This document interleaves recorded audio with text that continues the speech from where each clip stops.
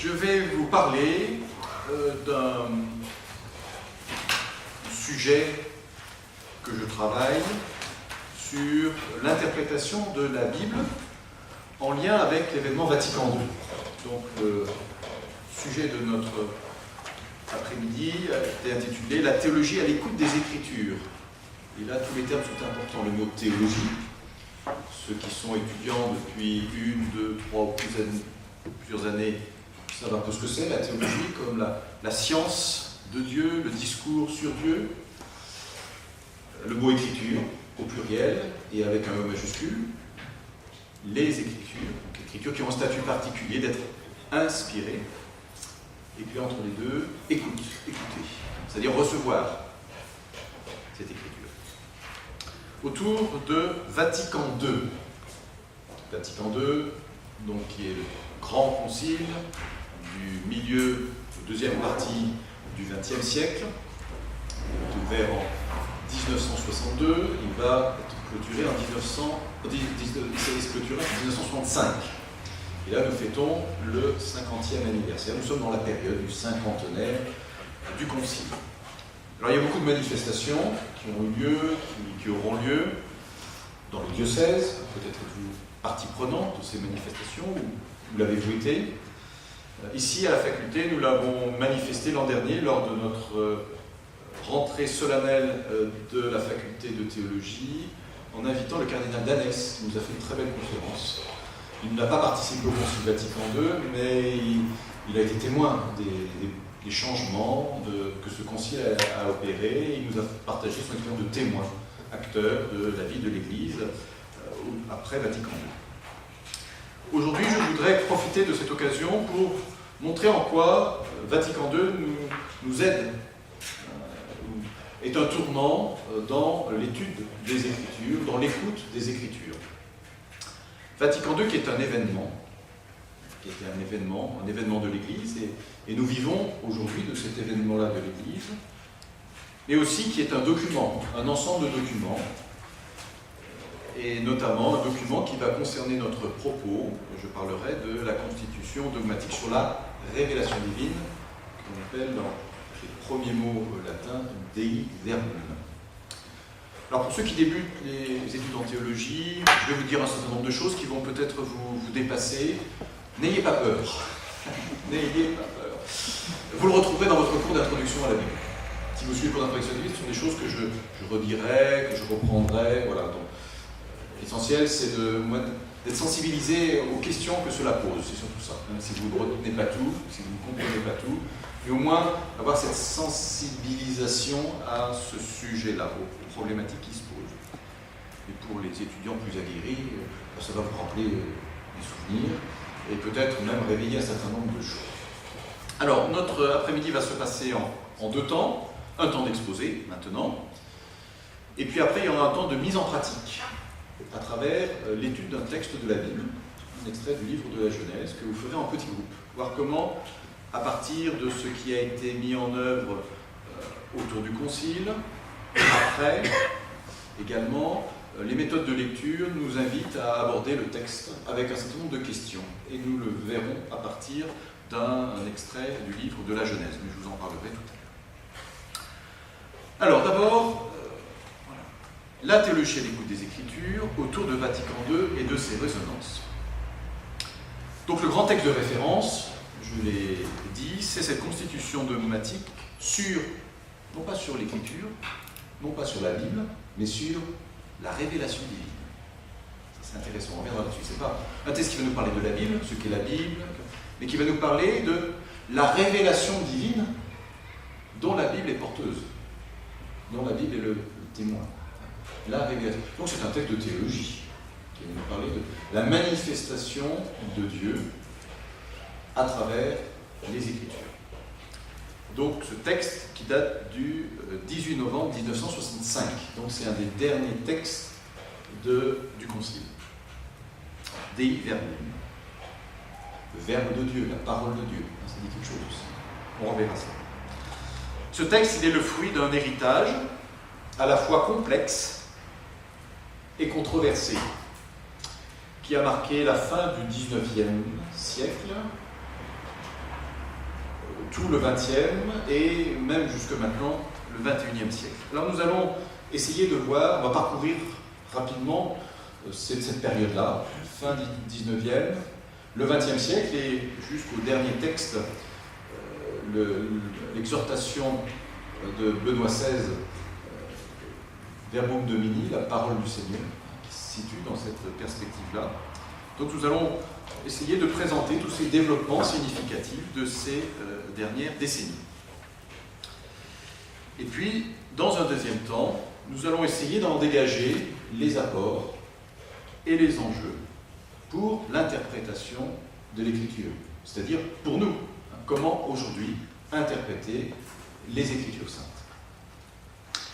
Alors voyons tout d'abord dans cette grande fresque historique de théologie de l'histoire, en tout cas, quels sont d'abord les présupposés en amont de Dei Verbum. Les présupposés. Dei Verbum est le fruit d'une histoire, d'une réflexion, de développement,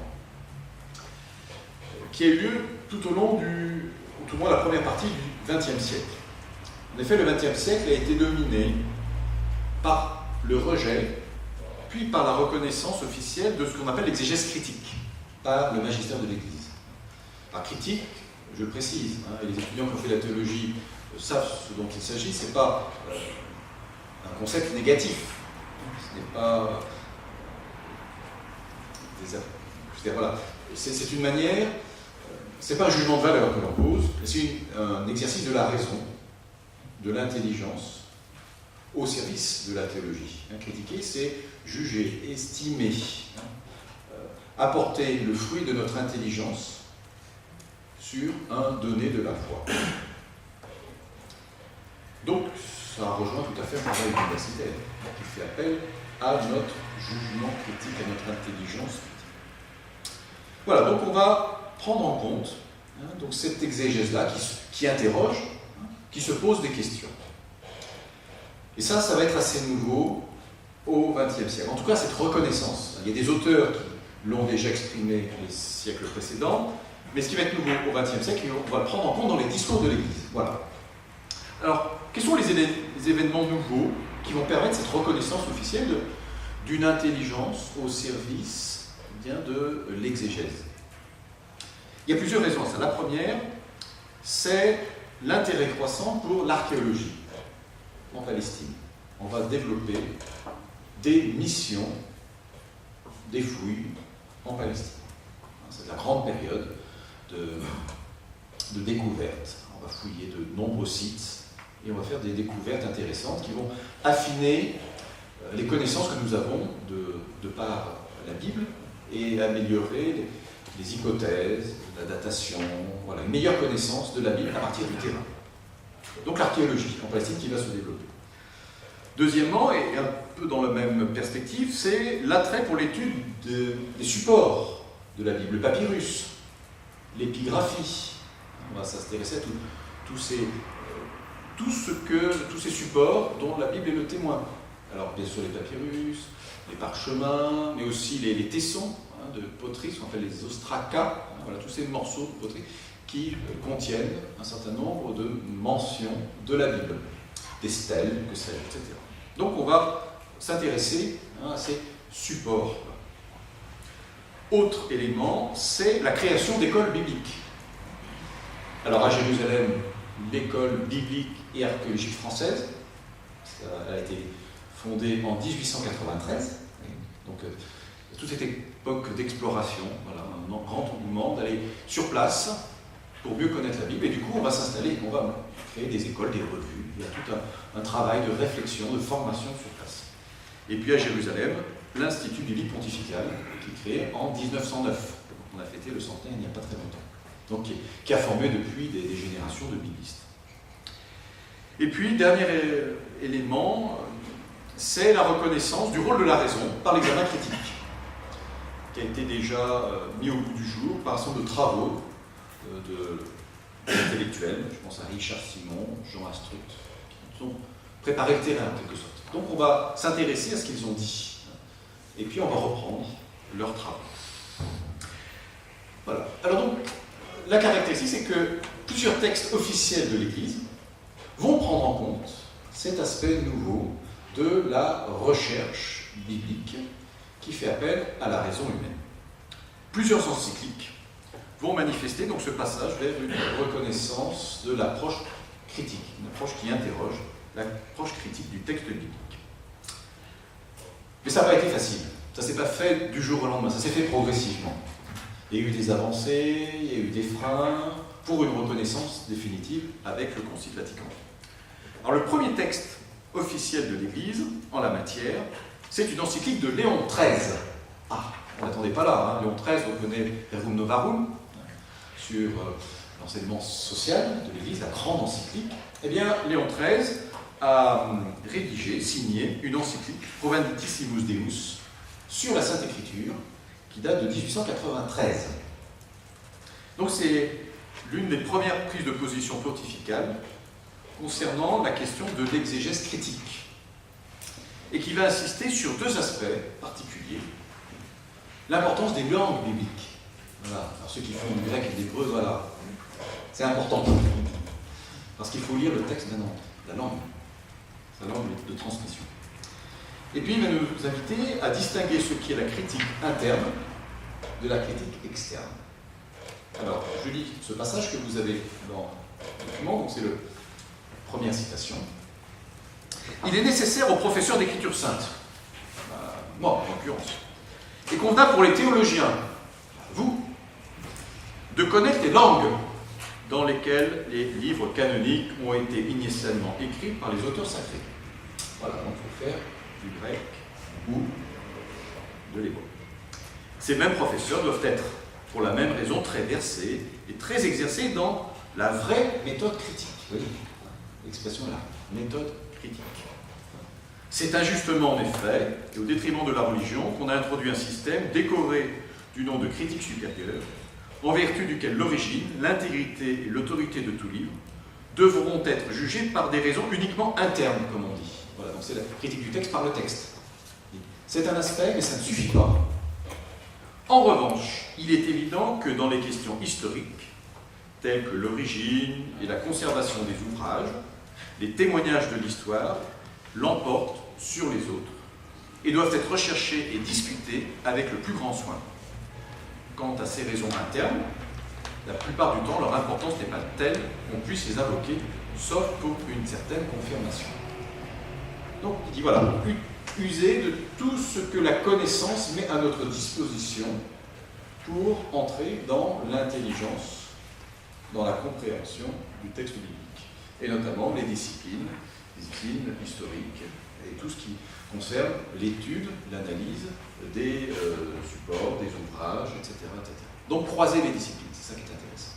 Elles peuvent nous aider pour entrer dans l'intelligence du texte. Tout participe, concourt en quelque sorte à cette approche critique du texte. Voilà donc un texte important qui vient consacrer ce qu'un certain nombre de théologiens, d'exégètes et même d'historiens ont pu dire au sujet de la Bible. Et là, c'est un pape qui le dit. Donc, c'est à noter. Qu'en sera-t-il par la suite?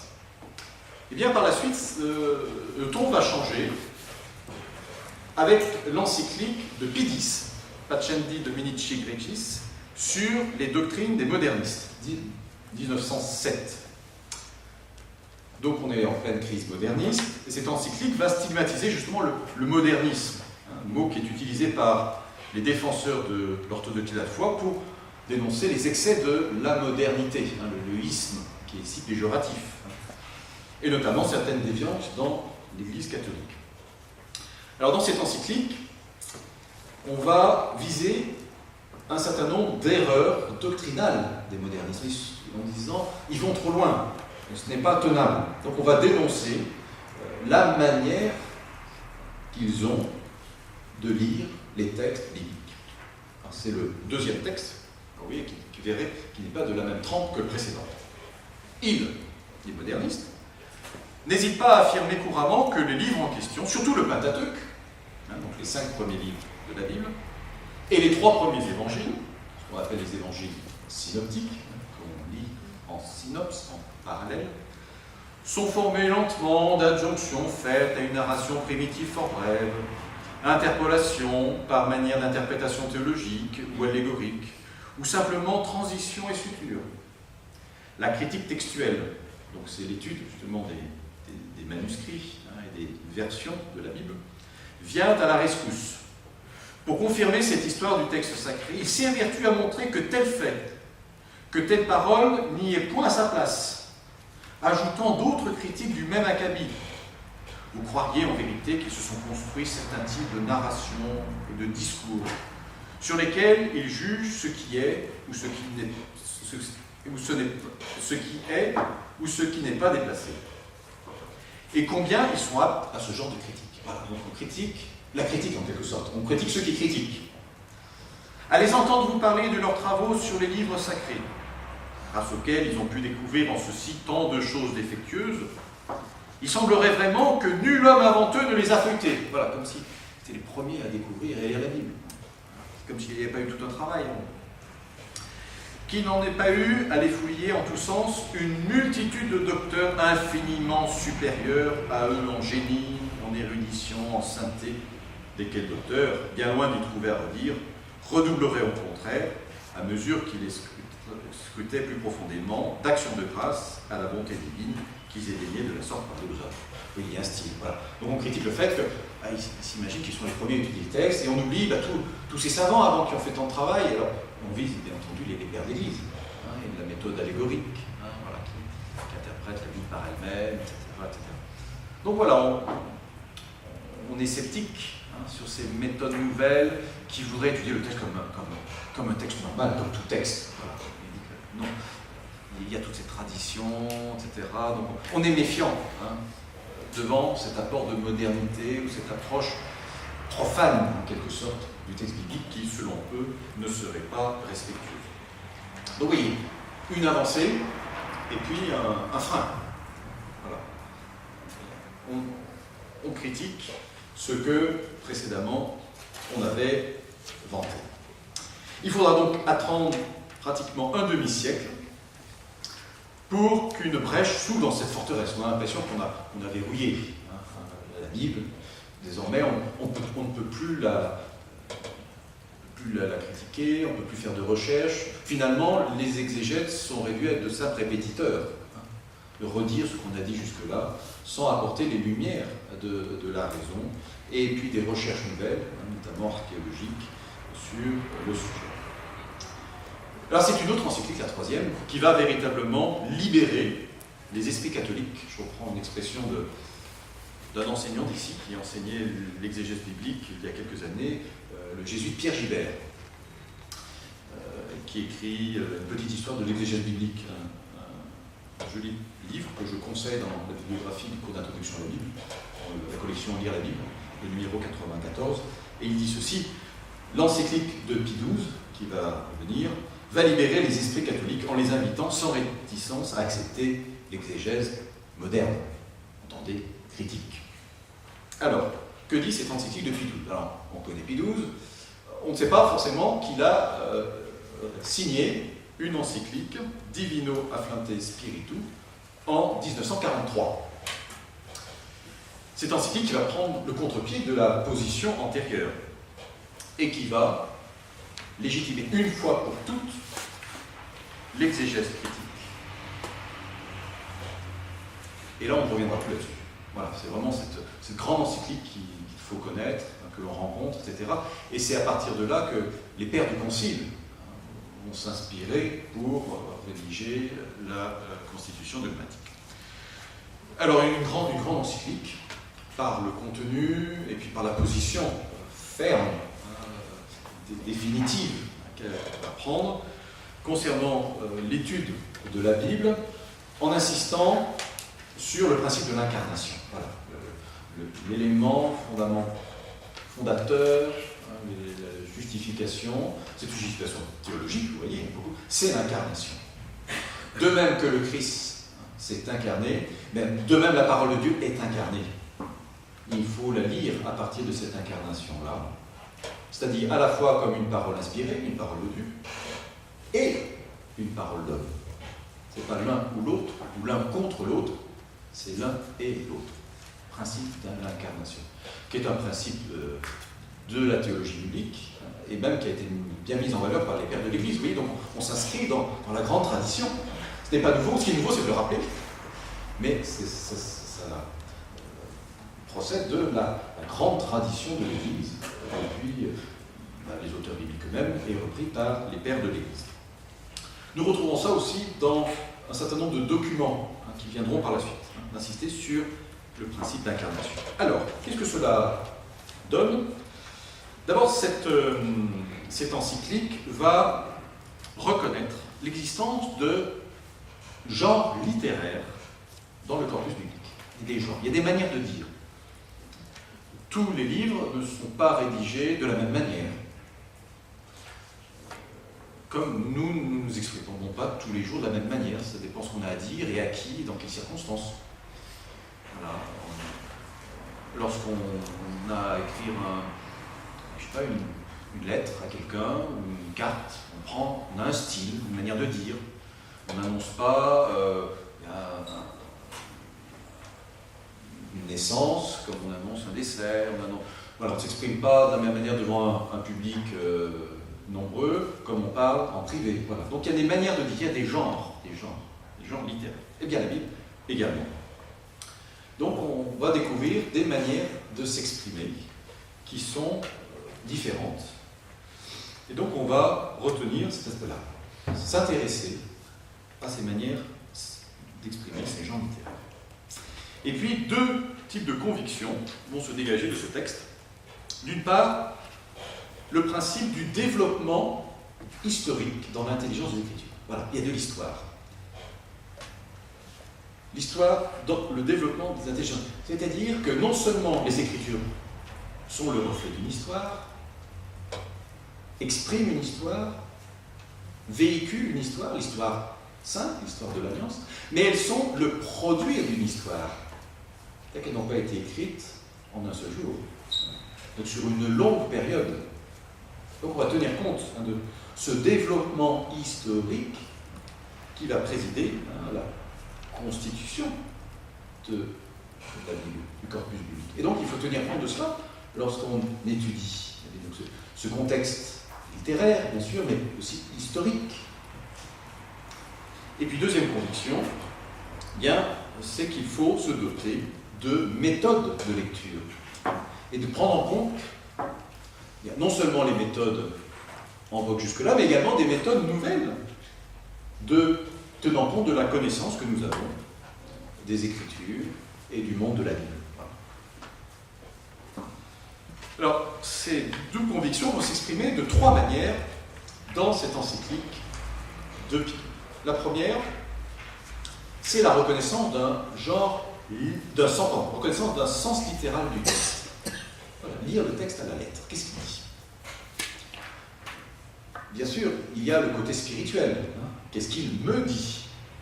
En quoi ce texte me parle, me touche? Ça, c'est important. Mais dans une relation spirituelle, dans le cadre d'une retraite spirituelle, dans le cadre de lectio divina, ce qu'on appelle la lectio divina. Mais à côté de la lectio divina, il y a une autre lectio, qui est la lectio d'études, la lectio scholastica. L'étude à l'école universitaire, c'est ce que nous faisons ici. Nous étudions la Bible avec ce présupposé d'études académiques, universitaires. Nous ne faisons pas ce qui se fait dans un sens spirituel différent. Même s'il y a des points de rencontre, ce que nous faisons ici peut nous aider aussi dans notre vie spirituelle, mais il faut bien distinguer les deux registres. Il vaut mieux les unir après. Alors, c'est justement dans ce contexte-là, de lectio scholastica, qu'il faudra s'intéresser au sens littéral. Mais pas un sens littéral livré à lui-même, la lettre pour la lettre, mais un sens littéral ordonné au sens théologique et spirituel. Voilà, la visée, c'est ça. Il faut bien distinguer, en gros, les moyens, puis les fins. Alors, qu'est-ce que nous dit cette encyclique? Alors ça, c'est le troisième citation. Bien que versé dans la connaissance des langues anciennes et pourvu des ressources de la critique, l'exégète catholique abordera la tâche la plus importante de celle qui lui incombe de découvrir et d'exposer le véritable sens des livres saints. Voilà, le véritable sens. Que les exégètes, dans l'accomplissement de leur travail, aient toujours devant les yeux qu'il leur faut avant tout s'appliquer à discerner et à préciser le sens des mots bibliques, que l'on appelle le sens littéral. Voilà, comprendre le sens des mots. Qu'est-ce que cela veut dire? Ils doivent mettre le plus grand soin à découvrir le sens littéral des mots. C'est important. Découvrir le sens littéral des mots au moyen de la connaissance des langues, en s'aidant du contexte et de la comparaison avec des passages analogues. Voilà, vous voyez, le contexte littéraire immédiat, des parallèles avec d'autres textes de la Bible, voire avec des textes d'autres traditions que la tradition biblique. Toute opération qu'on a coutume de faire aussi dans l'interprétation des textes profanes, pour faire ressortir plus clairement la pensée de l'auteur. Que les exégètes ne se contentent pas d'exposer ce qui regarde l'histoire, l'archéologie, la philosophie et les autres sciences semblables, mais tout en alléguant à ses propos ces données, pour autant qu'ils peuvent aider à l'exégèse, qu'ils exposent surtout quelle est la doctrine théologique de chacun des livres ou des textes en matière de foi et de noces, en sorte que leurs explications non seulement aideront les professeurs de théologie à exposer et à prouver les dogmes de la foi, mais seront utiles également aux prêtres pour expliquer la doctrine chrétienne au peuple, et enfin à tous les fidèles pour mener une vie sainte, digne d'un chrétien. Voilà, donc on étudie le texte, forte attention au texte, mais aussi une finalité théologique. Qu'est-ce que cela nous dit de Dieu? De la rencontre de Dieu, du Dieu de l'histoire, de la relation de Dieu dans l'histoire d'un peuple, Israël, l'Église, etc. Donc voilà, c'est l'écriture, avec cette finalité théologique qui va servir pour l'ensemble de la théologie. Ça va aider tous les théologiens, et pas seulement les biblistes. Et puis aussi le peuple chrétien, alors les prédicateurs, et puis tous ceux qui sont amenés à enseigner la foi, les catéchistes, les accompagnateurs de bien des manières, et puis pour notre propre vie spirituelle. Voilà. Moyens et les fins. Deuxième caractéristique de cette encyclique, après la reconnaissance d'un sens littéral du texte, la prise en compte des genres littéraires. Voilà, nous y revenons. On reprend ce qui a été dit précédemment, l'importance des genres littéraires. Donc voilà, étudier le style du texte. Par quels sont par quels moyens, de quelle manière, quels sont les codes, quel est le schéma qui a présidé à l'écriture. Alors, qu'est-ce que nous dit cette encyclique? L'exégète doit donc s'efforcer avec le plus grand soin, sans rien négliger des lumières fournies par les recherches modernes, de discerner quel fut le caractère particulier de l'écrivain sacré et ses conditions de vie. Voilà. Quelles sont les conditions dans lesquelles il a vécu? Où donc? Voilà. Le milieu de vie aussi. Le contexte historique, littéraire.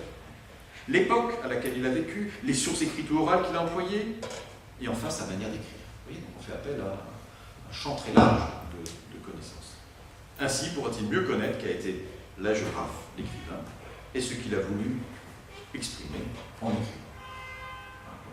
On s'intéresse plus fortement à l'auteur,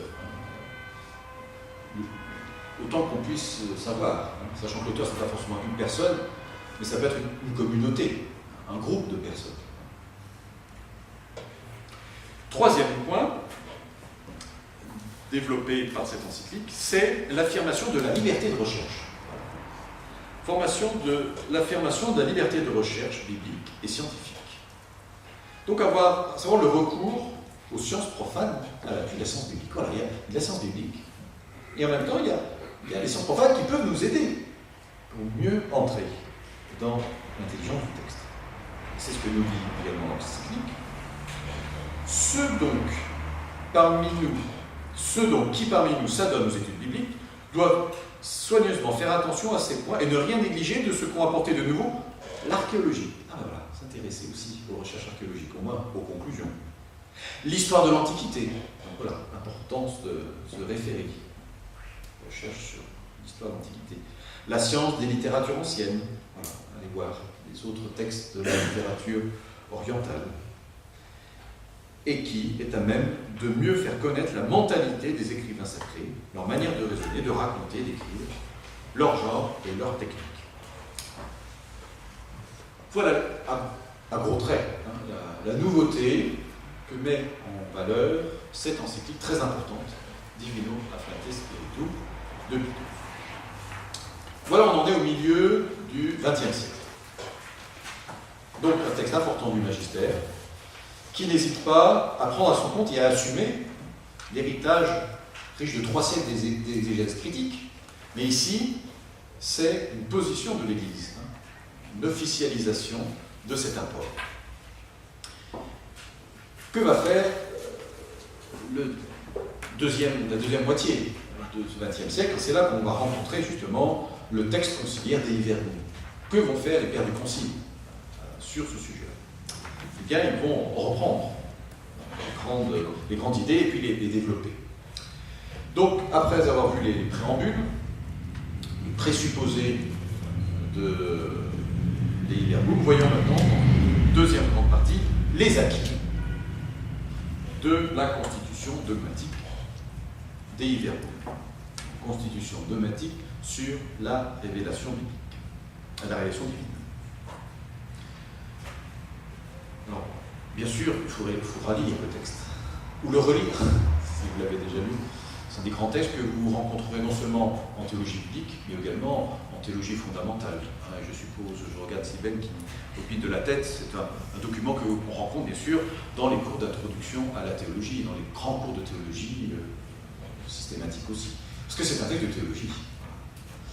Donc, de bien des manières, il faut le connaître et l'étudier.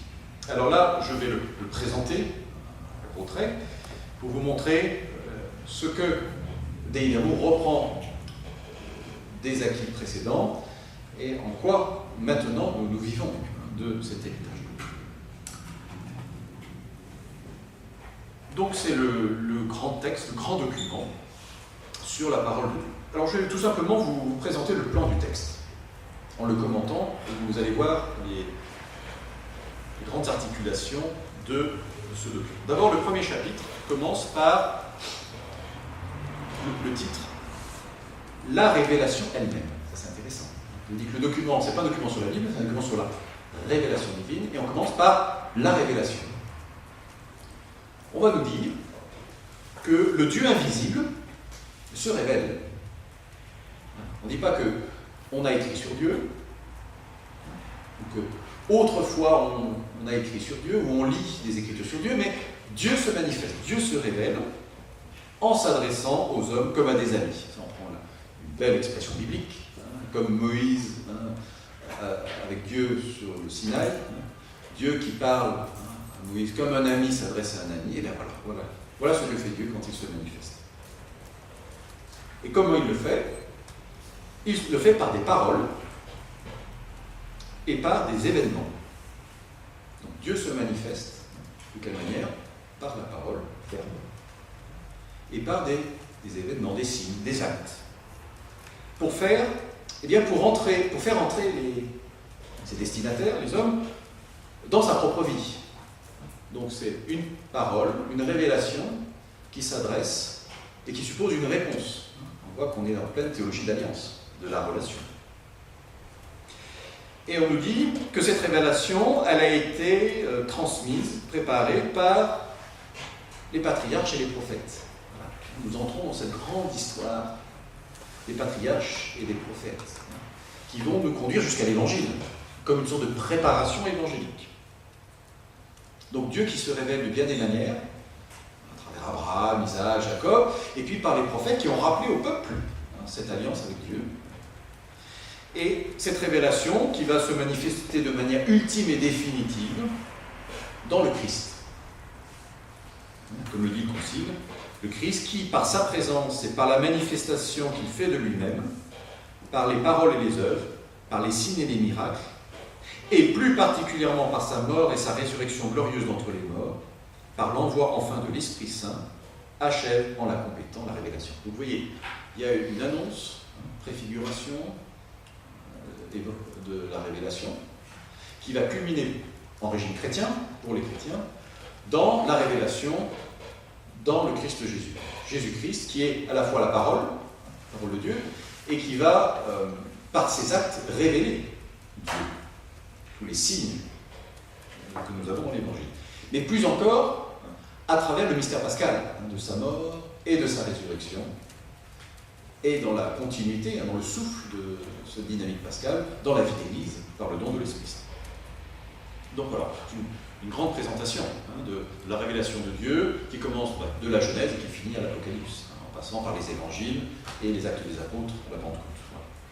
Et cette révélation, elle appelle une réponse de foi. Voilà. Donc ça, c'est le premier chapitre. Donc on est vraiment dans une dynamique de la relation, de la révélation. Le chapitre 2 est intitulé « La transmission de la révélation divine ». Donc comment cette révélation divine va être transmise jusqu'à nous. C'est important, ce que je dis. On voit que la révélation s'inscrit dans l'histoire, c'est pas fait en un jour, c'est fait sur plusieurs siècles, sur 1000 ans, si on veut, en gros. Et comment cette révélation nous rejoint aujourd'hui, donc sur tout jusqu'au XXe siècle, sur les 20 siècles qui nous séparent. Alors elle s'est faite, nous dit le Concile, à travers l'œuvre des apôtres, voilà, des apôtres qui vont transmettre la révélation, soit oralement, avec les exemples et l'enseignement de Christ, soit par la mise par écrit. Voilà, le témoignage mise par écrit. On pense à tous les textes qui ont suivi. Également, ce témoignage, donc qui va constituer l'ensemble, le Nouveau Testament, il est le produit d'une histoire. Le Nouveau Testament va être vraiment le produit de toute cette histoire de la révélation. Et cela va se poursuivre dans l'Église, sous la conduite de l'Esprit Saint, à travers ce qu'on appelle la tradition. Donc, oui, il y a deux éléments importants à prendre en compte. La révélation, ce que Dieu dit de lui-même à travers les Écritures qui sont closes, et comment la transmission de cette révélation se fait jusqu'à nous à travers l'histoire de la tradition, avec un grand T. Donc l'histoire de l'Église, la tradition de l'Église. Donc écriture et tradition. Et le Concile dit, ce n'est pas deux sources différentes, c'est une même source, l'histoire et la tradition, parce qu'elles jaillissent d'une même source, c'est l'Esprit Saint. C'est le même esprit qui a guidé les auteurs bibliques, c'est ce même esprit qui guide l'Église, qui nous transmet ces Écritures inspirées. La même source. Donc l'Écriture porte la parole de Dieu dans son écrit, et la tradition porte la parole de Dieu aux successeurs des apôtres et à nous-mêmes. Donc l'importance, voilà, d'une transmission dans l'Église. L'importance de l'Église. Troisième chapitre, intitulé « L'inspiration de la Sainte Écriture et son interprétation ». Voilà. Une fois qu'on a reçu cette Écriture, parce qu'elle nous a été transmise par la tradition, on la reçoit, comment la lire? Et la lire avec toute notre intelligence. Donc, cette intelligence qui nous est donnée comme un don de Dieu. Donc, interpréter. Interpréter. Alors, qu'est-ce que nous dit à ce sujet le texte conciliaire? D'abord que tous les livres de la Bible ont Dieu pour auteur. Ah, donc c'est Dieu qui est l'auteur de la Bible. D'accord. Mais Dieu, est-ce qu'il a écrit? Ah non, il dit, mais Dieu a parlé aux hommes à la manière des hommes. Ah. Donc il faut donc reconnaître le caractère humain des Écritures. C'est ça qui est intéressant. Donc, dans la théorie, la théologie de l'inspiration des Écritures, qu'on voit en théologie fondamentale et puis qu'on revoit aussi dans le cours d'introduction à la Bible, on dit Dieu a parlé, donc la Bible est une œuvre divine, et en même temps, ce sont des hommes inspirés par Dieu qui ont mis par écrit cette parole de Dieu. Donc c'est aussi une œuvre humaine. On retrouve aussi le principe de l'incarnation, c'est fortement repris.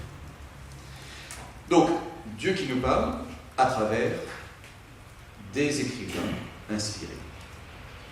C'est pourquoi, nous dit le Concile, la parole de Dieu doit être soumise au principe d'analyse et d'étude de toute parole humaine. D'où la reconnaissance par les pères conciliaires des gens littéraires. On les retrouve ici, les gens littéraires. Donc, comme pour tout texte, eh bien, on va l'étudier avec ce nombre de règles. Une méthode de lecture rigoureuse. Alors, c'est ce que nous dit le numéro 12 de Verbum. Cependant, Je pense que c'est le texte que vous avez, voilà, hein, vous l'avez sur la deuxième page. Cependant, puisque Dieu, dans la Sainte Écriture, a parlé par des hommes à la manière des hommes, voilà, Dieu qui parle, c'est Dieu qui parle, mais il parle par des hommes à la manière des hommes, il faut que l'interprète de l'Écriture, pour voir clairement ce que Dieu lui-même a voulu nous communiquer, rejoindre la révélation divine, cherche avec attention ce que les hagiographes, les écrivains, ont vraiment voulu dire et ce qu'il a plu à Dieu de faire passer par leurs paroles. Voilà. Bon. Quand je comprends les Écritures, j'essaie de comprendre ce qu'a voulu dire l'auteur inspiré, le rédacteur, mais en comprenant mieux ce que le rédacteur a dit, je comprends mieux ce que Dieu révèle, le message divin, vous voyez. Donc j'entre dans cette dynamique de la révélation. Et pour découvrir l'intention des hagiographes, par conséquent de la volonté divine, du message divin, on doit, entre autres choses, pas tout, mais entre autres choses, considérer aussi les genres littéraires. Voilà, c'est expliqué explicitement ici. Car c'est de façon bien différente que la vérité se propose et s'exprime en des textes diversement historiques, en des textes ou prophétiques, ou poétiques, ou même en d'autres genres d'expressions. Ah oui, dans la Bible, il y a des prières, il y a des psaumes, il y a des textes prophétiques, des oracles de condamnation, des oracles de salut, il y a des grands récits, voilà. Il y a des paraboles, il y a des énigmes, voilà.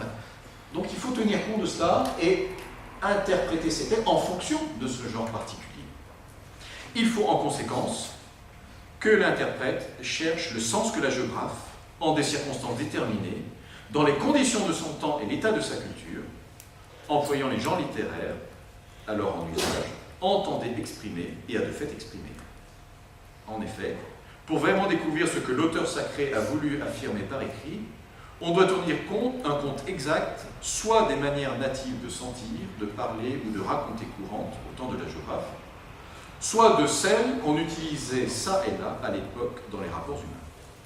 Cependant, puisque la Sainte Écriture doit être lue et interprétée à la lumière du même esprit qui l'a fait rédiger, la tradition, il ne faut pas, pour découvrir exactement le sens des textes sacrés, porter une moindre attention au contenu et à l'unité de toute l'Écriture, eu égard à la tradition vivante de toute l'Église et à l'analogie de la foi. Il appartient aux exégètes de s'efforcer, suivant ces règles, de pénétrer et d'exposer plus profondément le sens de la Sainte Écriture, afin que par leurs études, en quelque sorte préparatoires, mûrissent le jugement de l'Église. Car tout ce qui concerne la manière d'interpréter l'Écriture est finalement soumis au jugement de l'Église, qui exerce le ministère et le mandat divinement reçu de garder la parole de Dieu et de l'interpréter. Alors, cette deuxième partie est intéressante. De dire, voilà, une fois que j'ai analysé, compris en fonction des circonstances, d'analyse du texte, il faut que je prenne en compte ce texte dans l'ensemble du corpus, l'ensemble du livre. Et le livre dans l'ensemble de la Bible. Bien sûr, je vais étudier tel auteur, mais cet auteur n'est pas isolé. Cette révélation, elle est à la fois unique et plurielle. Donc quand j'étudie un texte particulier, je dois avoir en tête l'ensemble de la dynamique de la révélation divine. Je ne peux pas la dissocier du reste. Donc ça, c'est intéressant de voir que finalement, c'est l'objectif, la visée théologique dont je parlais tout à l'heure. Une exégèse rigoureuse, méthodique, mais qui doit permettre de percevoir toute la finalité théologique du message qui en découle. Donc c'est le rôle des exégètes de le faire, bien entendu, et puis c'est le rôle de l'Église, à travers le magistère. Par exemple, il y a une commission biblique pontificale, je reviendrai tout à l'heure, qui va nous aider, qui va nous donner des moyens, des outils. Le jugement d'Église aussi se fait à travers les universités catholiques, c'est ce que nous faisons en faculté de théologie. Le jugement d'Église, il est là aussi. Le magistère, ce n'est pas uniquement le magistère pontifical, c'est aussi le magistère épiscopal. Et donc, nous l'exerçons aussi dans le monde académique, évidemment. Donc, ce texte reconnaît donc les deux voies complémentaires de l'interprétation des Écritures, selon l'intelligence humaine, la raison, et selon l'Esprit Saint, ce qui permet de prendre en compte l'ensemble des Écritures dans la tradition de l'Église. Quatrième partie, quatrième chapitre, eh bien, une fois qu'on a compris les méthodes, quand on a compris la révélation divine, comment cette révélation se transmet au cours des siècles, et comment aujourd'hui j'ai mis à ma disposition des ressources pour interpréter cette écriture dans la tradition de l'Église, eh bien maintenant je vais lire les Écritures. Si bien que le chapitre 4 va porter sur l'Ancien Testament. Et on va nous dire que l'Ancien Testament, c'est l'alliance de Dieu avec Abraham, Moïse et tout le peuple d'Israël et tous les prophètes. Et tout cela prépare l'avènement du Christ. Donc pour les chrétiens, qui manifestent que, voilà, il y a l'avènement d'une révélation pleine et entière dans le Christ. Et les pères conciliaires reprennent cette belle expression de saint Augustin, le Nouveau Testament est caché dans l'Ancien, et dans le Nouveau, l'Ancien est dévoilé. Voilà, très belle expression du numéro 16. Le chapitre 5 va nous parler tout naturellement du Nouveau Testament, comme étant le témoignage du Christ. Au centre du Nouveau Testament, le Christ, mort et ressuscité. On voit ça dans le cours d'introduction à la Bible, mais je pense qu'on le voit aussi en théologie. Le kérigme, vous avez découvert ce qu'est le kérigme. C'est la proclamation du Christ mort et ressuscité, qui va être au carrefour des Écritures du Nouveau Testament, et puis de toute la théologie, bien entendu. Le chapitre 6 va nous parler des Écritures dans la vie d'Église. Voilà, l'Ancien Testament, le Nouveau Testament, et pour nous, aujourd'hui, dans l'Église, quid de cette lecture de la Bible en deux testaments dans l'Église. Alors, des choses intéressantes qui seront reprises par la suite. L'importance de lire les Écritures. Il est important pour le peuple chrétien de lire les Écritures. Nous, ça commence à être un peu plus évident. Ça se fait. Au moment du Concile, c'était loin d'être courant. Chez les catholiques romains, en tout cas. On entendait à la messe le latin, etc. On assistait à la messe, mais on n'avait pas le prier en église ou Magnificat qui nous permettait déjà de nous préparer à la messe du dimanche. Mais, donc on a fait du chemin depuis. Mais voilà, déjà le Concile insistait sur le fait qu'il fallait donner de l'importance à l'écriture dans la liturgie. Donc l'importance de la proclamation, de la liturgie de la parole, de la prédication. On insiste également sur la nécessité d'ouvrir largement l'accès de l'écriture aux chrétiens par de nouvelles versions et traductions de la Bible. Là, on a repris et c'est amplifié les traductions de la Bible, la Bible de Jérusalem, les nouvelles traductions, la Tob, c'est années 70, traduction œcuménique de la Bible, et puis bien d'autres Bibles également. Et puis la Bible aussi comme étant au cœur des études de théologie. Voilà, donner son importance à l'exégèse biblique, la théologie biblique, au cœur même de l'étude de la théologie. Et puis l'invitation pour les acteurs de l'Église, les prêtres, les diacres, les catéchistes, eh bien d'étudier l'Écriture qu'ils ont à transmettre, d'abord pour s'en nourrir, et puis pour la transmettre au peuple de Dieu. Le Concile reprend cette belle expression de Saint Jérôme, l'ignorance des Écritures, c'est l'ignorance du Christ.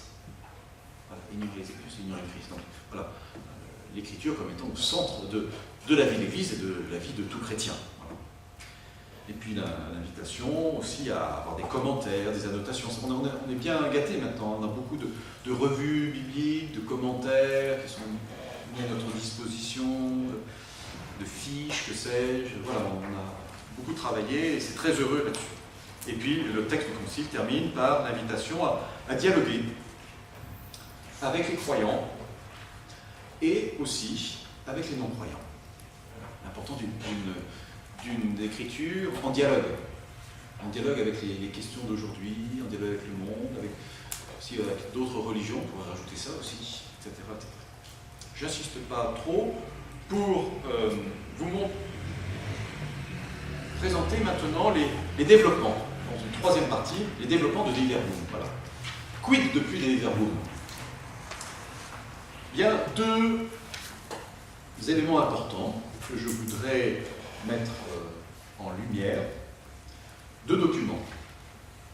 Donc ils vont reprendre, développer, inspirer et mettre à jour aussi tout ce qui a été dit par le Concile. D'abord un premier texte. Alors c'est pas une constitution.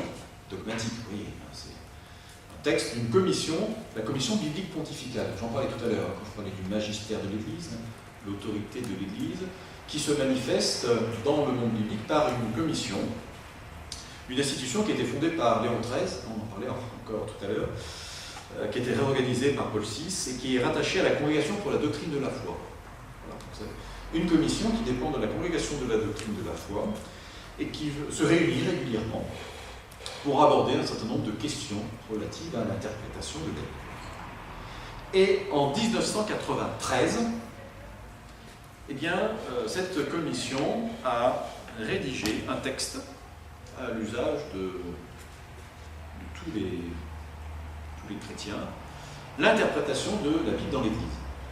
Alors, lorsqu'on étudie la Bible, lorsqu'on entre dans les études bibliques, et notamment lorsqu'on suit le cours d'introduction à la Bible, on est fortement invité à lire ce texte de la Commission biblique pontificale, qui est très, très documenté et très riche en enseignements pour nous, étudiants en théologie. Alors, quel est l'objectif de ce document? Alors, vous voyez, 1993, c'est 100 ans après l'encyclique de Léon XIII, la première en la matière, et puis 50 ans après l'encyclique de Pie XII, Divino Afflatus Christi. Alors, quel est l'objectif de ce document? Pourquoi un document à ce moment-là?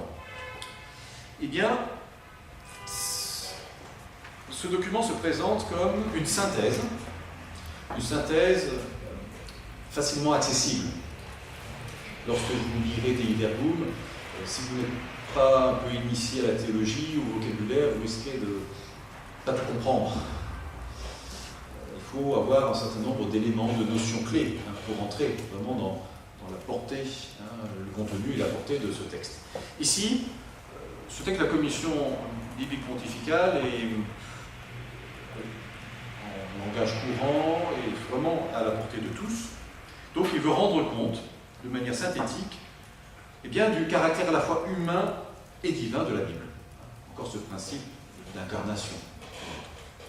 Et ce, pour plusieurs raisons. D'abord, tenir compte des nouvelles recherches. Les nouvelles recherches en matière biblique. Depuis le Concile, il s'est passé beaucoup de choses. Il y a des nouvelles découvertes archéologiques. Ça n'arrête pas. Et puis, il y a eu les manuscrits de la mer morte. Qumran, c'est 1947. Mais entre le temps de l'invention, on découvre des manuscrits, et le temps de la lecture, et de l'étude de ces manuscrits, il s'est passé beaucoup de temps. Alors maintenant, on a tous les manuscrits, ils ont été publiés en anglais, ils commencent à être publiés en français. Mais voilà, Qumran livre peu à peu ses secrets, et donc ça tenir compte de tous ces manuscrits. Deuxième objectif, c'est tenir compte aussi du développement d'autres sciences, les sciences humaines, et leur impact dans l'étude des textes anciens. Et puis troisième objectif, eh bien, c'est rappeler les acquis indéniables de la méthode critique de la Bible, et honorer d'autres méthodes aussi qui voient le jour. Montrer qu'il y a une pluralité de manières de lire le texte, en fonction des questions que l'on pose au texte. Voilà. Bien sûr, il y a la méthode critique, historico-critique, mais il y a aussi d'autres méthodes qui ont vu le jour et qu'il faut présenter, notamment des méthodes synchroniques. J'y reviendrai tout à l'heure. Alors, quelle est l'idée force de ce document? Eh bien, c'est de se consacrer justement aux méthodes et approches de l'interprétation, montrant quelles sont les méthodes possibles, quelles sont les voies possibles pour interpréter le texte biblique, et quels sont les avantages et les inconvénients de chacune de ces méthodes. Donc, on va faire l'inventaire des méthodes actuelles de lecture de la Bible. Alors, je voudrais vous lire l'introduction de ce document de la Commission biblique pontificale, et notamment le but de ce document. Qu'est-ce qu'il nous dit? Ce texte est assez clair. Il y a donc lieu de considérer sérieusement les divers aspects de la situation actuelle en matière d'interprétation biblique. Voilà, on va tenir compte de la situation actuelle. D'être attentif aux critiques et aux plaintes et aux aspirations qui s'expriment à ce propos, d'apprécier les possibilités ouvertes par les nouvelles méthodes et approches, et de chercher enfin à préciser l'orientation qui correspond le mieux à la mission de l'exégèse dans l'Église catholique. Tel est le but de ce document. La Commission biblique pontificale désire indiquer les chemins qu'il convient de prendre pour arriver à une interprétation de la Bible qui soit aussi fidèle que possible à son caractère à la fois humain et divin. Voilà. Il y a plusieurs chemins pour entrer dans l'intelligence de la Bible. Ce qu'elle veut, cette commission, c'est d'examiner les méthodes susceptibles de contribuer efficacement à mettre en valeur toutes les richesses contenues dans les textes bibliques, afin que la parole de Dieu puisse devenir toujours davantage la nourriture spirituelle des membres de son peuple, la source pour eux d'une vie de foi, d'espérance et d'amour, ainsi qu'une lumière pour toute l'humanité. Un but qui est à la fois théologique, spirituel et puis, je veux dire, humaniste aussi. Voilà. Faire grandir le genre humain, si on prend des expressions conciliaires. Donc ce texte va présenter les diverses méthodes. Alors je vais les identifier pour vous, parce que ça me paraît intéressant, et surtout, elles vont nous aider après dans l'étude d'un texte de lettres. Alors, la première méthode d'interprétation, c'est la méthode historico-critique. Alors, qu'est-ce que nous dit ce texte? Il nous dit que la méthode historico-critique est la méthode indispensable pour l'étude scientifique du sens des textes anciens. Donc, rappel, voilà, cette étude, cette manière d'étudier le texte est toujours valable. On l'a étudié jusque-là, elle a toujours son actualité, mais il n'y a pas que celle-ci. Puisque l'écriture, en tant que parole de Dieu en langage d'homme, a été composée par des auteurs humains en toutes ses parties et en toutes ses sources, sa juste compréhension non seulement admet comme légitime, mais requiert l'utilisation de cette méthode. C'est une méthode qui a tout à fait son intérêt. Alors, une méthode qui se veut historique et critique. Quand on dit la méthode historico-critique, qu'est-ce qu'on dit? On dit d'abord c'est une méthode historique, c'est-à-dire qu'elle va porter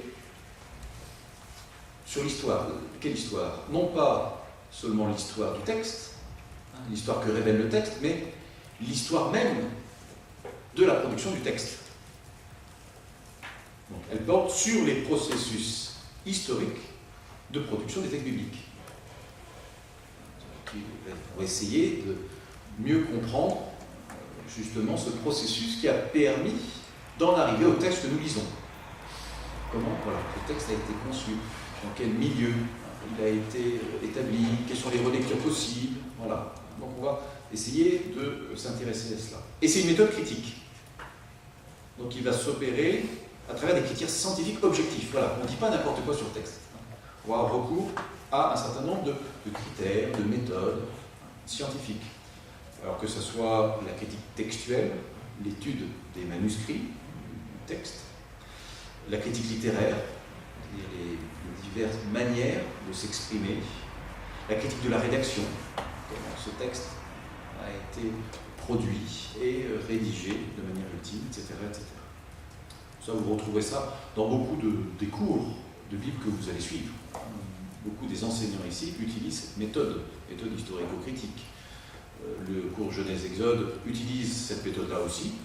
On voit comment Philippe Abadi présente les hypothèses de rédaction du texte, quand il y a plusieurs courants qui ont pu entrer en concours dans l'élaboration et la rédaction des écrits de la Genèse et de l'Exode. Et puis ceux qui ont suivi ou qui suivront l'an prochain le cours sur les prophètes, donc Karl Martin de Vivier insiste beaucoup aussi sur cette méthode-là. Donc elle est pratiquée dans cette maison, évidemment. Mais il y a de nouvelles méthodes d'analyse. Voilà. Et l'intérêt, ce sera des articulés. Ce n'est pas l'une contre l'autre. C'est des méthodes différentes, mais qu'il faudra articuler sans confondre. Voilà. Parce qu'elles posent des questions diverses sur le texte. Alors, je les cite, ces méthodes nouvelles. Il y a l'analyse rhétorique, appliquée à des discours. Voilà. Donc, on va utiliser les règles relatives à tout discours, les discours persuasifs. Pensez aux lettres de Paul. Paul qui enjoint ses auditeurs à faire ceci ou plus faire cela, ou à rester fidèles à l'évangile, il va les exhorter, etc., etc. Donc il y a toute une manière de dire, il y a tout un tas de tournures, d'expressions, etc. Donc on va utiliser tous les ressorts de la rhétorique pour essayer de comprendre ces textes-là. Autre méthode d'analyse, c'est l'analyse narrative, alors, qui va être appliquée non plus à des discours, mais à des récits, et qui va s'intéresser non pas d'abord à l'histoire du rédacteur, remonter le plus dans le temps, mais va s'intéresser plutôt au lecteur, la relation entre le texte et le lecteur. Quel effet le texte opère-t-il sur le lecteur? Quels sont les effets que l'auteur inspiré a voulu produire sur son lecteur? Et puis, autre méthode d'analyse, l'analyse sémiotique, qui est pratiquée dans cette maison, notamment à travers le centre du CADIR, Centre d'analyse du discours religieux, qui va aborder le texte à travers les sciences du langage comme un ensemble de significations, des signes, attentif aux signes sur le texte. Voilà, donc ces nouvelles méthodes, je les reprendrai tout à l'heure. J'aimerais vous montrer qu'il y a aussi d'autres approches qui ont eu cours, qui ont cours encore, des approches basées sur la tradition. Par exemple, une approche canonique. Montrer que le texte biblique n'est pas isolé, mais qu'il entre en résonance avec d'autres textes bibliques. Par exemple, ceux qui vont suivre le cours sur les psaumes, je fais un petit peu de pub pour mon cours, mais c'est une de ces méthodes que je vais utiliser, c'est-à-dire montrer que le psaume n'est pas isolé dans le monde. Il est en lien avec d'autres psaumes. Et comment se fait-il que le psaume 10, par exemple, soit après le psaume 9 et avant le psaume 11? Ce n'est pas anodin. Donc on va tenir compte du canon, c'est-à-dire de l'ensemble des textes, l'ensemble de l'organisation des textes, l'ensemble des textes reconnus comme inspirés. Voilà. Donc on va tenir compte de cette méthode, de ces règles.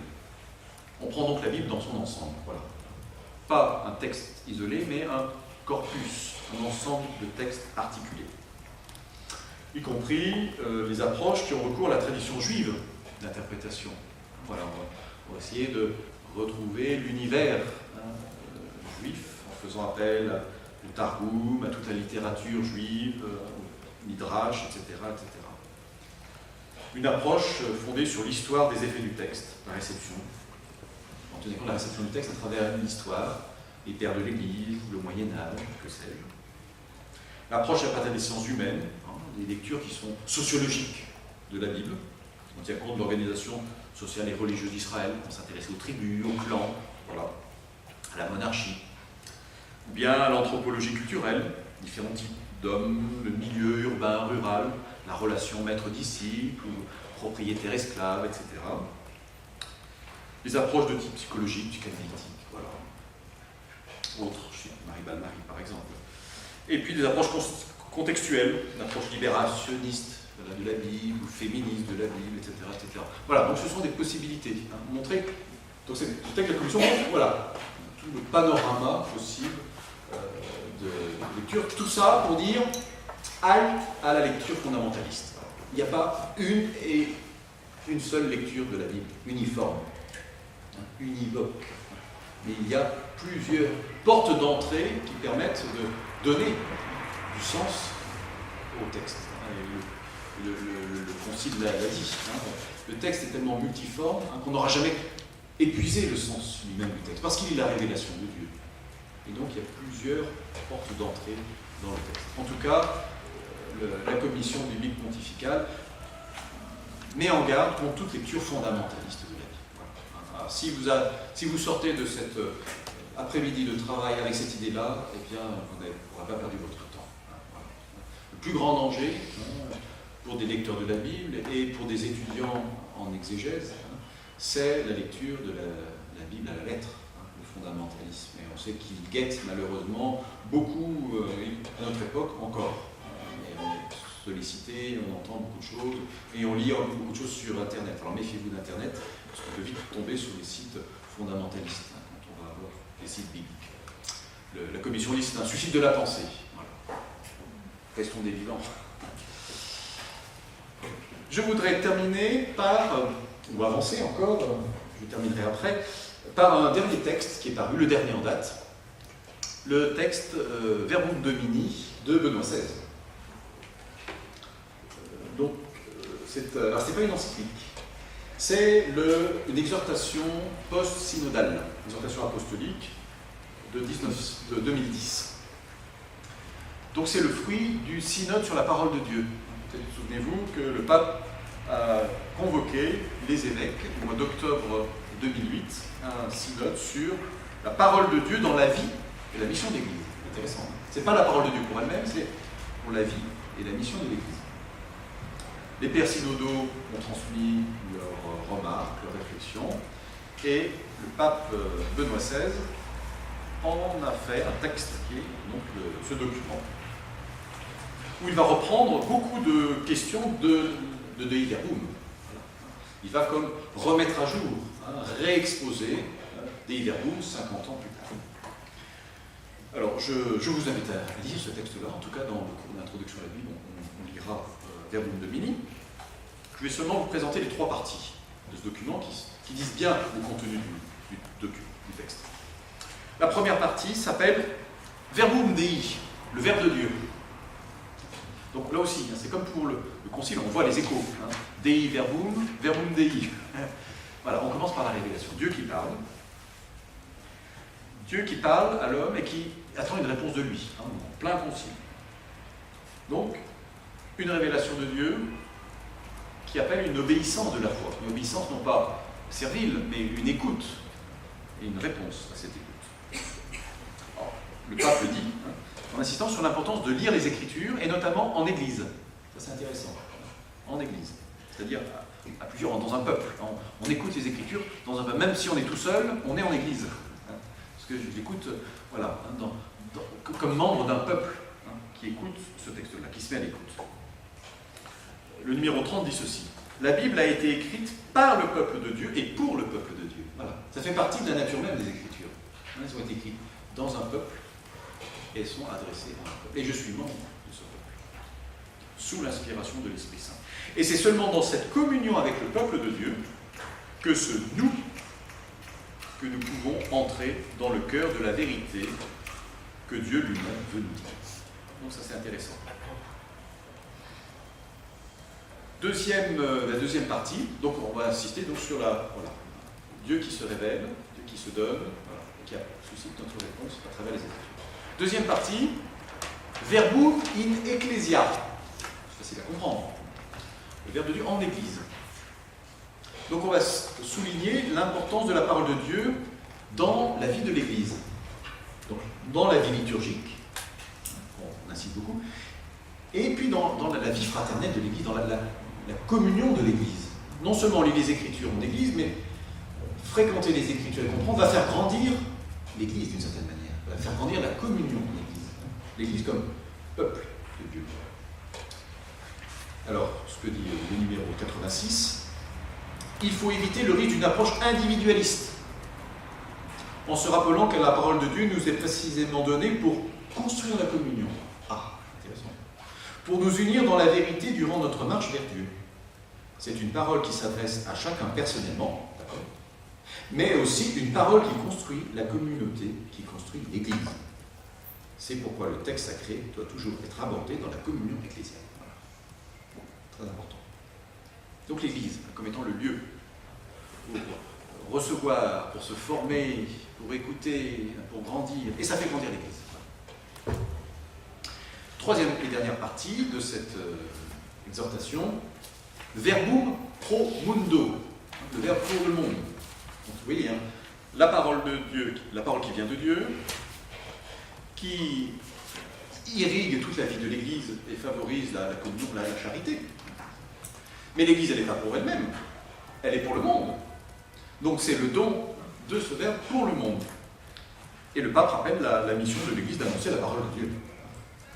Donc, insistant sur l'engagement des chrétiens dans le monde, le dialogue avec la culture contemporaine, y compris dans les milieux sécularisés. C'est important pour nous. Voilà, les milieux qui n'ont pas entendu ou qui n'ont plus entendu, qui ont oublié. Et également parmi les non-croyants. Alors, il insiste beaucoup sur le dialogue avec la culture, avec les diverses formes de manifestations, avec d'autres croyants, le dialogue et d'autres religions. C'est ce sujet par lequel il termine ce document. Alors, en conclusion, qu'est-ce que l'on peut dire de ce texte et de ce qu'on a vu jusque-là? Quels sont les effets de Dei Verbum à travers à la fois le texte de la commission biblique pontificale et de l'exhortation Verbum Domini. D'abord, je l'ai dit plusieurs fois, je le redis encore, cette reconnaissance du travail de la raison dans l'interprétation des Écritures découle de l'incarnation. Les Écritures prennent chair dans un peuple, et en même temps, on est fait de chair, et on est animé par l'Esprit de Dieu. Et voilà. La raison est un don de Dieu. Donc, utiliser toutes les ressources de notre intelligence au service de cette œuvre. Donc, une recherche de vérité. Deuxième remarque, cette recherche de vérité doit être au service de la vérité avec un grand V. Voilà. Ma méthode d'étude, la manière dont je vais étudier le texte, doit être au service de la vérité avec un grand V, c'est-à-dire, ce que je disais tout à l'heure, à travers la théologie. Mieux comprendre la vérité qu'est le Dieu de Jésus-Christ. Donc l'exégèse critique est au service de l'unité de toute l'Écriture, et partant de l'ensemble de la théologie. L'exégèse n'est pas distincte de la théologie, elle est une matière de la théologie, on parle de théologie biblique. Il n'y a pas d'abord l'exégèse, puis après il y a la théologie. Il n'y a pas au sommet l'Écriture sainte, exégèse, puis après la théologie dogmatique, théologie morale, théologie patristique, etc. Non, l'exégèse est une théologie au service de la théologie. Vous voyez. Donc bon, à la fois elle apporte à la recherche théologique, et en même temps elle reçoit de la théologie. Et tous les travaux que nous faisons ici, en journée interdisciplinaire, avec les laboratoires que nous faisons avec d'autres exégètes et d'autres théologiens montrent bien ce croisement-là. On a eu une très belle... Mireille Léonard a participé, et peut-être d'autres enseignants. On a eu un très beau programme de recherche qui a abouti l'an dernier à un colloque qui vient d'être publié, alors vous avez peut-être acheté le dernier Profac, sur charité et altérité dans la tradition chrétienne. Nous sont intervenus des biblistes et des théologiens moralistes, théologiens dogmaticiens, des patrologues, etc. Et des histoires, oui. Donc voilà, ce travail d'interdisciplinarité qui est au fondement même de la théologie. Très important. Et puis, troisième remarque, aucune méthode d'interprétation n'est exclusive. Aucune méthode. Il n'y a pas de fondamentalisme dans l'écriture, on ne doit pas la lire de manière fondamentale, sans la médiation de l'intelligence croyante, mais il n'y a pas de fondamentalisme de l'étude exégétique, une méthode est une seule, non. Ici, nous allons vous proposer plusieurs manières d'entrer dans le texte qui vous permettent de vous éveiller et de vous poursuivre votre propre méthode d'analyse du texte. Donc l'intérêt du croisement des méthodes. Alors, pour avancer, pour terminer, je voudrais, dans une dernière partie, mettre en œuvre les lectures possibles d'un texte biblique. Comme on dit à Lyon, comment y faire? Il ne suffit pas d'y dire, encore faut-il y faire. C'est ça. Alors, on va essayer de voir des méthodes d'analyse. Là, je vais reprendre les trois types d'analyse que j'ai évoqués tout à l'heure, en essayant de vous donner des exemples. Et après, vous partirez en petits groupes pour étudier un texte à travers l'analyse narrative que je présente. Alors, la première type d'analyse, c'est l'analyse historico-critique, je l'ai dit, ou la critique historique, qui va répondre à la question « Que dit le texte ?» Le texte que je lis, que dit-il? Et je vais m'intéresser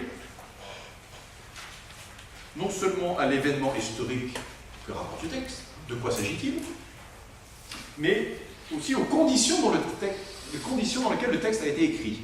À quelle époque? À quel endroit? Dans quelles circonstances?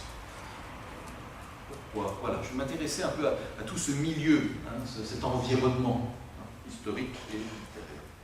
Globalement, on va s'intéresser à ce qu'il y a derrière le texte. Le monde derrière le texte, son histoire, sur quelle tradition il repose, quelles sont les sources d'information de l'auteur. Voilà. Alors je vais prendre un exemple. Dans l'évangile de Marc, au chapitre 1, il est question de la guérison de la belle-mère de Simon-Pierre. Un texte de 3 versets, au chapitre 1 de l'évangile de Marc, les versets 29 à 31. Qu'est-ce qu'il nous est dit? Donc je prends ma Bible, je regarde dans le Nouveau Testament, dans les évangiles synoptiques, l'évangile de Marc, au chapitre 1, les versets 29 à 31. Et on nous dit: Et aussitôt, sortant de la synagogue, Jésus vint dans la maison de Simon et d'André, avec Jacques et Jean. Or, la belle-mère de Simon était au lit avec la fièvre. Et aussitôt, il lui parle à son sujet. S'approchant, il la fit se lever en la prenant par la main, et la fièvre la quitta, et elle les servait. Voilà ce qu'on dit. Un récit de guérison. Alors, si j'utilise cette méthode de critique historique, je vais m'intéresser à ce qui s'est passé réellement. Savoir quelle est la tradition qu'a utilisée Marc. Une tradition qui est commune à d'autres évangélistes ou est-elle propre à Marc? Donc je vais aller voir dans d'autres évangiles. Je vais trouver qu'il y a d'autres récits. Je vais essayer de m'intéresser aussi à la communauté de Marc. Pourquoi est-ce que ce passage-là est mentionné? À quoi est-ce qu'il fait référence? Je vais m'attacher à la réalité à laquelle renvoie ce récit, à l'événement proprement dit, voilà, et au milieu historique, et à l'intention de l'auteur qui rédige ce texte. Deuxième type d'analyse, c'est l'analyse plutôt sémiotique, qui va répondre à la question: comment le texte fait-il sens? Comment le texte fait-il pour produire du sens? Donc je vais lire ce texte comme un ensemble de signes que je vais essayer de comprendre. Donc je vais surtout m'intéresser au texte. Tout à l'heure on s'intéressait plutôt au rédacteur, là je m'intéressais plutôt au texte. Le texte lui-même. Comment le texte s'organise-t-il? Alors par exemple, dans ce récit de la guérison de la belle-mère de Simon-Pierre, je vais m'intéresser à ce qui est dit de la gestion de l'espace. Alors on voit Jésus qui sort de la synagogue et qui entre dans la maison. Le passage du sortir de la synagogue à l'entrée dans la maison. Je vais m'intéresser aussi à l'attitude de la belle-mère qui était couchée et qui est debout. Le passage du coucher au debout. Je vais voir aussi l'opposition entre Jésus qui s'approche d'elle et la fièvre qui s'en va. Voilà. Je suis attentif, voilà, à ces oppositions. Ça me rend attentif à, voilà, plus particulièrement. Troisième type d'analyse, c'est l'analyse narrative. C'est un récit, et je vais m'intéresser plus au lecteur. Quel effet ce texte exerce-t-il sur le lecteur? La relation entre l'auteur et son lecteur. Comment l'auteur communique-t-il son message au lecteur? Par quelle stratégie littéraire s'y prend-il?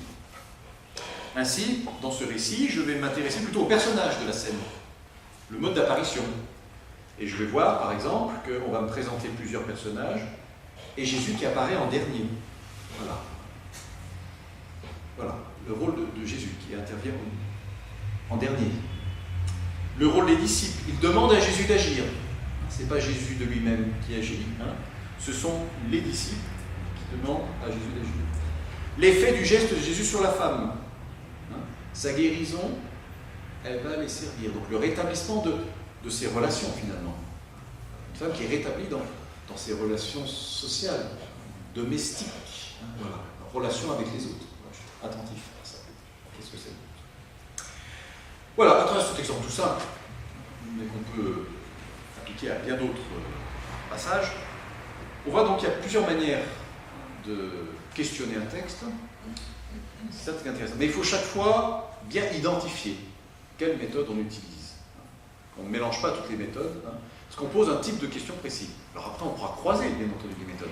Mais lorsqu'on étudie un texte, qu'on soit vraiment attentif à ce que l'on fait. Tout cela pour dire qu'il faut bien distinguer deux types d'approches. Une approche soit diachronique. Dia, c'est à travers l'histoire, à travers le temps. C'est la critique historique. On va s'intéresser aux sources, s'intéresser aux manuscrits, on va s'intéresser à la critique des formes, à la critique de la rédaction. Toute l'histoire, finalement, du texte.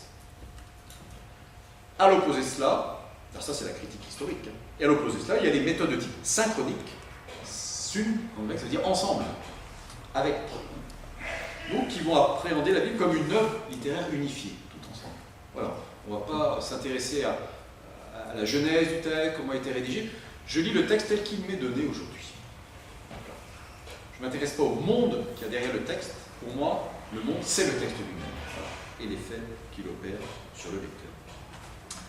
Alors, on va essayer de s'initier à une méthode aujourd'hui, parce que vous êtes là, on va profiter pour travailler ensemble. Une méthode d'analyse qui est utile, que l'on utilise assez fréquemment pour des récits, que ce soit les récits évangéliques, que ce soit pour le Pentateuque aussi, par exemple le cours de Genèse-Exode que certains vont suivre, on utilise un certain nombre de ces critères d'analyse narrative. Alors je vais vous donner un document qui va vous présenter quelques éléments, des points d'attention pour l'étude narrative d'un texte.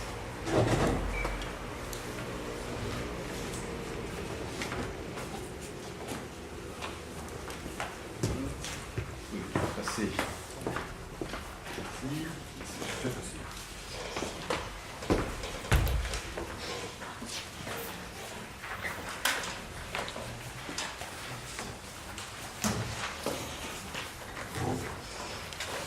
Méthode pratique pour l'analyse d'un récit biblique. Voilà, on suit une fiche en quelque sorte.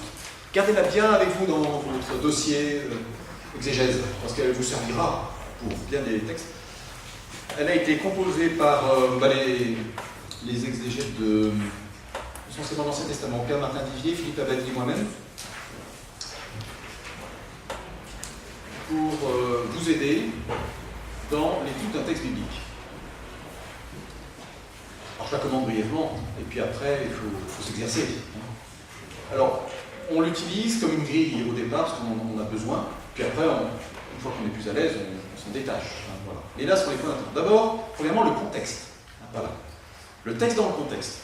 À savoir qu'est-ce qu'il y a avant, qu'est-ce qu'il y a après. Voilà. Ce qu'on disait, l'étude d'un texte, c'est une étude précise, et en même temps dans un environnement. Qu'est-ce qu'il y a avant, qu'est-ce qu'il y a après. Donc quand je lis le texte, c'est important d'être attentif à cela. Ça va permettre de vérifier la délimitation du récit. On m'a donné une délimitation, est-ce qu'elle n'est pas critiquable? Est-ce qu'elle est justifiée? Voilà, on va être attentif à cela. Où le texte commence, où le texte finit. Donc le contexte. Ensuite, on va essayer d'être attentif à des éléments de structuration du texte. On va commencer à dire comment le texte est organisé, comment il se présente. On va être attentif au genre littéraire, aux formes verbales. D'abord les verbes. Il y a plusieurs verbes, des verbes de mouvement. Au contraire, des verbes de description. Je vais être attentif aux noms, aux éléments de temps, aux thèmes. Je suis attentif aussi à ce qui revient souvent, les récurrences, à ce qui s'oppose, les oppositions, des parallélismes. Voilà. Et j'essaie de trouver un mouvement d'ensemble, voir peut-être est-ce qu'il y a des scènes différentes. Voilà. Tout n'est pas sur le même mode. Donc je suis attentif et commencer à identifier quelques unités dans ce passage, voire peut-être des sous-unités dans cette unité. Voilà. C'est une première approche. Voilà, je ne vais pas plus loin. Après, il va falloir affiner tout cela. Et donc, il faut que je sois attentif à un certain nombre d'éléments. Premiers éléments qu'il faut repérer, d'abord le changement. Changement entre le début et la fin du passage. Qu'est-ce qui s'est passé entre-temps? Qu'est-ce qui a changé? Est-ce qu'il y a des refrains, des répétitions, des mots qui reviennent dans le texte? Je suis attentif à ce qui se modifie. Je suis attentif aux personnages. Combien sont-ils? Sont-ils en groupe? Sont-ils des personnages identifiés? Personnages principaux? Personnages secondaires? Qu'est-ce qu'ils font? Qu'est-ce qu'ils disent? Comment est-ce qu'on les présente? Sous quel jour? Sympathique? Antipathique? Ou sans expression particulière? Repérage des lieux. Est-ce qu'il y a des mentions de lieux, des noms propres? Des références géographiques ou pas? Des lieux nommés ou pas? Est-ce qu'il y a un lieu? Est-ce que ces lieux géographiques ont une valeur symbolique? La montagne, le temple? Ou pas? Donc je note tout cela. Les repérages de temps. Le temps, surtout la vitesse. Est-ce que ce qui m'est raconté se passe dans une journée ou en plusieurs jours? Voilà, quelle est la vitesse du récit? Est-ce qu'il y a des pauses? Est-ce qu'il y a une sorte une focalisation sur un moment? Ou au contraire, est-ce qu'on va accélérer? Peut-être qu'on va résumer en peu de versets des éléments qui sont dû se passer en bien longtemps, des accélérations, des ellipses. Voilà. Est-ce qu'on nous raconte ce récit plusieurs fois? Il y a quelqu'un qui raconte, d'abord il y a le récit qui se passe, puis on raconte quelqu'un raconte une scène, puis un autre raconte une autre scène. Est-ce qu'il raconte la même chose? Voilà. Et qu'est-ce qui change? Et pourquoi, etc. Oui, il y a tout un tas de questions qui se posent. Il faut être attentif à ça. Il n'y a pas forcément tous ces éléments-là dans le texte à étudier, mais je suis attentif au lieu, au temps, aux personnages, voilà, aux changements particuliers. Et puis, au dos, numéro 5, les voix narratives. Qui parle? Est-ce que c'est les personnages principaux, en style direct, en style indirect? Est-ce que c'est le narrateur? Est-ce qu'il y a un dialogue qui répond? Voilà. Qui parle? De quoi? À qui? Est-ce que j'ai des commentaires? Est-ce qu'il y a des choses que je sais que les personnages du récit ne savent pas? Voilà, tout un tas de questions qu'il faut. Et puis j'essaie de mieux comprendre l'intrigue, c'est-à-dire la cohérence de l'ensemble du récit. Qu'est-ce qu'on veut me dire? Qu'est-ce qui se passe? Voilà, la question c'est qu'est-ce qui se passe? Alors, je suis attentif à ce qui se passe au début, la situation initiale. Je suis attentif aussi à ce qui va se compliquer. Il va y avoir un événement, quelqu'un entre soudain dans une pièce. Ah, voilà, qu'est-ce qu'il va faire? Qu'est-ce qu'il va dire? Voilà, on sent les choses vont se nouer. On appelle ça le mouvement. Après, il va y avoir un événement qui va faire basculer le récit, qui va le transformer. Voilà. Par des éléments, par une parole. Et puis après, il y a des choses qui vont se dénouer, qui vont se résoudre par elles-mêmes. Et puis la situation finale. Voilà, à quoi on aboutit à la fin. Et du coup, ça va me rendre attentif à ce que le texte me dit, sur le plan d'abord de la résolution. Voilà. Il y avait un problème, comment il se résout? Il y avait une question, comment elle est abordée? Ou ça peut être aussi une question de révélation. Qu'est-ce que ça me dit de Dieu? Qu'est-ce que j'apprends de Dieu, ou d'un personnage de la Bible, ou d'un sujet qui était précis? Voilà. Un truc de résolution, de révélation. Voilà, ce sont des questions qui m'ont aidé à entrer dans le texte, et puis à la fin me dire quel effet il a produit sur le lecteur. Comment l'auteur s'y est pris, et qu'est-ce que ça a changé après pour nous. Voilà, c'est un petit guide qui peut vous aider dans la lecture de récits bibliques. Voilà, ce soit par exemple les évangiles, ce soit aussi des textes de l'Ancien Testament, comme par exemple le livre de la Genèse, un exemple que je fais aussi. Alors avant de passer aux travaux pratiques, travaux de groupe, est-ce que vous avez des questions par rapport à ce que j'ai pu vous dire? Je brossais un peu tout ce tableau de l'histoire de l'exégèse autour de Vatican II, des grands principes, et comment ces grands principes se mettent en œuvre à travers des méthodes de lecture, des manières d'approcher un texte biblique. Voilà, on peut se donner 5 minutes de dialogue entre nous, et puis après je vous donnerai un texte. Vous allez essayer de mettre en œuvre un peu cette attention de lecture. Oui. Est-ce que les recherches récentes ont mis en défaut des analyses anciennes de pères de l'Église? Alors c'est deux choses différentes.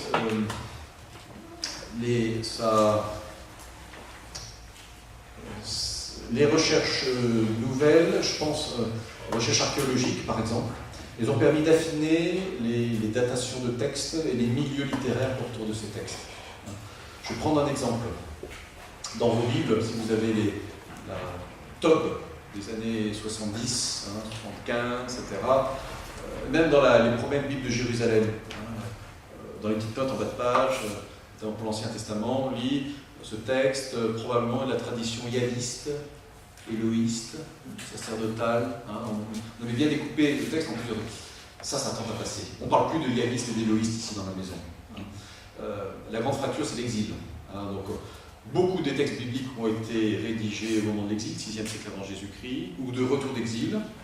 Plus on remonte avant, moins on est sûr de soi. Voilà. Donc on parle plutôt de la période exilique, post-exilique. Voilà. C'est plutôt voilà. Alors donc, ça c'est grâce aux nouvelles recherches des sciences, de l'archéologie et de la confrontation avec un certain nombre d'exégètes. Alors l'approche des pères, c'est une approche beaucoup plus spirituelle et allégorique. C'est-à-dire que qu'est-ce que la Bible nous dit du Christ et de l'Église, etc. Donc là c'est une autre manière de dire les choses. se contradisent pas, hein, tout à fait, mais c'est deux manières d'aborder le texte. Oui. Est-ce qu'il y a une analyse différente suivant la taille du texte? Par exemple, dans le Nouveau Testament, il y a une guérison de Jésus, on voit bien, et puis un passage d'Isaïe où là, c'est plutôt long. Non, c'est la même méthode, mais quand on a un texte grand, on le divise en plusieurs textes. Quand on parle d'une section, on a une section, on va la diviser en sous-sections. Dans la sous-section, on va la diviser en péricopes. Et la péricope, on va diviser en unités. Voilà. Donc non, la méthode est tout à fait... C'est le genre littéraire voilà, qui va présider ça, c'est pas la taille du texte. Il vaut mieux commencer par un petit texte au départ. Quand vous serez vraiment bien guéri, vous pouvez commencer dans un grand texte. Oui, monsieur. Qu'est-ce qu'on entend exactement quand on dit découvrir exactement le sens des textes sacrés, comme dans les livres? Oui.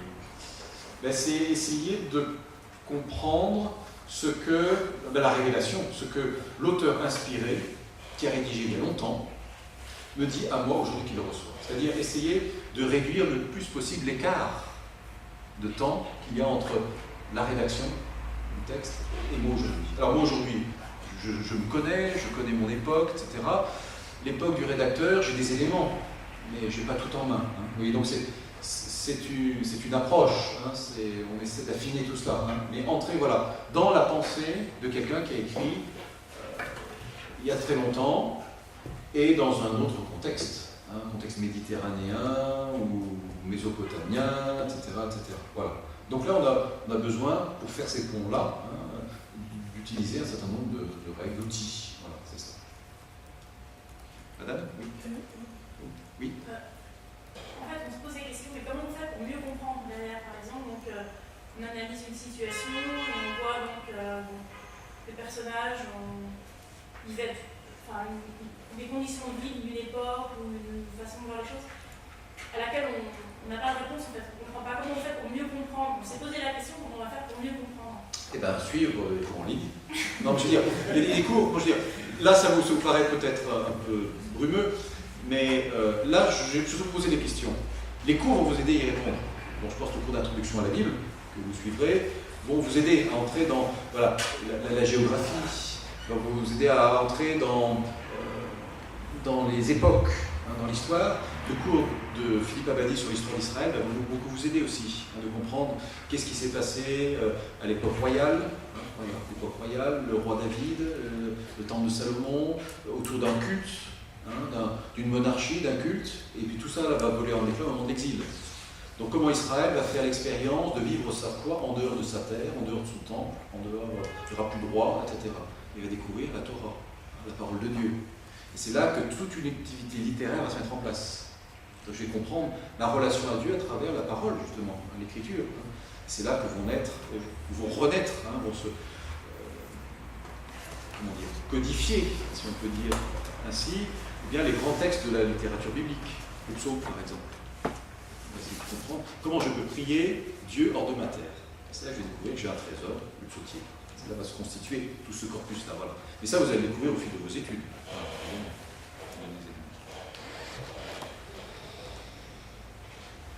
Bien. Oui. Moi, je voulais juste souligner, tu as dit que c'est donc dans la théorie documentaire, bon, Yavis Théoris n'a plus court, mais on maintient quand même les traditions théologiques sacerdotales et deutéronomistes, peut-être un peu le signaler. Autour de l'exil, voilà, c'est ça. Autour de l'exil. Voilà, vous verrez tout ce langage-là, tout employé. J'en profite pour dire que les cours que vous allez suivre en exégèse, bien sûr, vous allez apprendre des choses, mais vous allez aussi apprendre une méthode. Soyez attentifs lorsque vous lisez le cours, comment l'enseignant s'y prend. Bien sûr, il va vous apprendre un certain nombre de choses, mais comment il analyse un texte, hein, quelles sont les clés de lecture, hein, quels sont les arguments qu'il avance, etc. Donc ça va vous entrer vous-même dans l'étude du texte. Hein, et on est très sensible ici, non seulement pour vous présenter un produit fini, mais comment nous y arrivons. Hein, donc l'enseignant est là pour chercher en même temps qu'il enseigne. Hein, voilà, il procède par des analyses, les points les uns après les autres. Voilà. Donc soyez attentifs à l'argumentaire, hein, et la manière de s'y prendre. Ça va vous former aussi. Par exemple, sur le construire les psaumes, vous allez voir que c'est méthodique hein, sur les questions, justement, le contexte, hein, le milieu de vie, la datation, etc. Puis après, on va entrer dans l'analyse du texte. On ne commence pas par dire un peu toutes les impressions sur le texte. Voilà, une certaine rigueur. Donc soyez attentifs à la méthode voilà, qui est mise en œuvre à l'appui du cours que vous allez suivre. Ça, c'est formateur, voilà. C'est formateur aussi. On fait ça dans bien des disciplines aussi, hein, je pense, en théologie ou en oral. Voilà.